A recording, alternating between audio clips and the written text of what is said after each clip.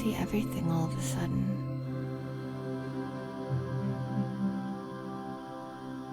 Humans are obsessed with mountains. I mean, look at this guy. Where's he going? There's nothing up there, bro. Oh, maybe there is after all. Have you ever noticed how often important things take place on mountains in holy books? That's because they are the unification of opposites, a place where heaven and earth meet. They represent inner ascension and the wisdom gained when we discover our true selves. Every story ever written is about this process, the fall and restoration of paradise. Ancient heroes of old couldn't join the gods on Mount Olympus until they were deemed worthy. Gods descend from the high place, so humans can ascend. Religions label this fall and rise as sin and salvation. Science calls it electromagnetism, the source of all matter. And just as a mountain has a top and bottom, so too does our thought life.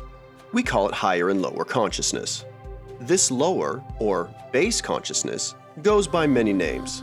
One is Egypt, where Pythagoras and Plato studied at the mystery schools, and where Revelation 11:8 tells us Christ was crucified. Another is hell, where there is weeping and gnashing of teeth. In astrology, it's the winter solstice, where the sun is at its lowest and it appears the kingdom of darkness has won. In story, we call it the cave. This cave is the heart of the special world.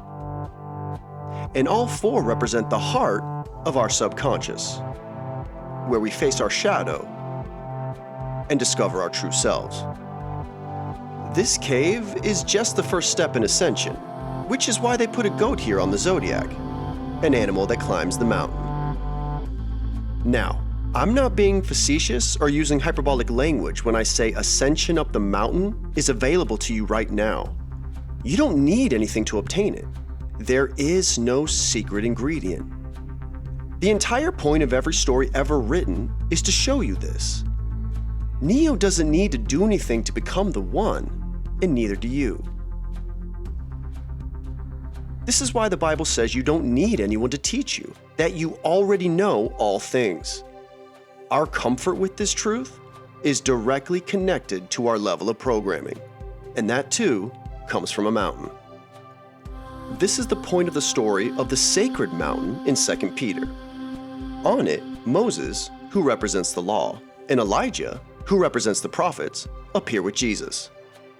Peter, who represents the church, says they should all abide together, and even wants to build an altar, which is what institutionalized religions have been doing for thousands of years. Focusing on the external temple is how you lose the inner one. As soon as Peter mentions it, Moses and Elijah vanish. The church wants the law and the prophets to abide alongside love. The lesson from the sacred mountain is that they can't.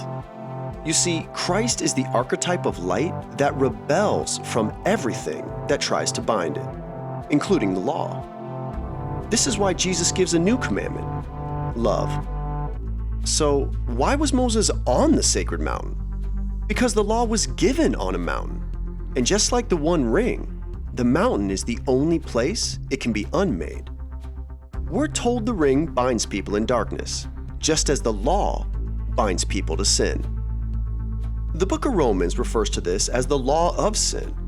The Apostle Paul tells us that we only know what sin is because of the law, and that once we're told not to do something, we can't help but do it. Like they say, what you resist will persist.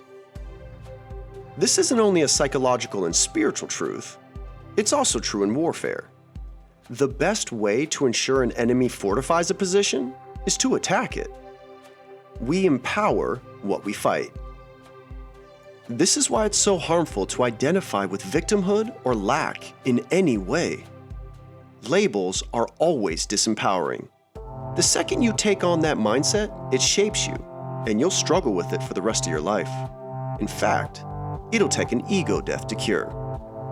This is why the crucifixion takes place at Golgotha, the cranium, the place of the skull. Colossians 1:21 tells us we were separated from God in our minds. This mindset keeps people stuck in the ordinary world. a slave to labels and the false reality of nouns. You are not a noun. You're a verb, the noise of knowingness. To discover this, heroes have to be crucified in Egypt like Christ. The result is ascension up the mountain. The cave calls to us all. It's up to you to answer. There's only one story. There's only one person in that story, and that person is you.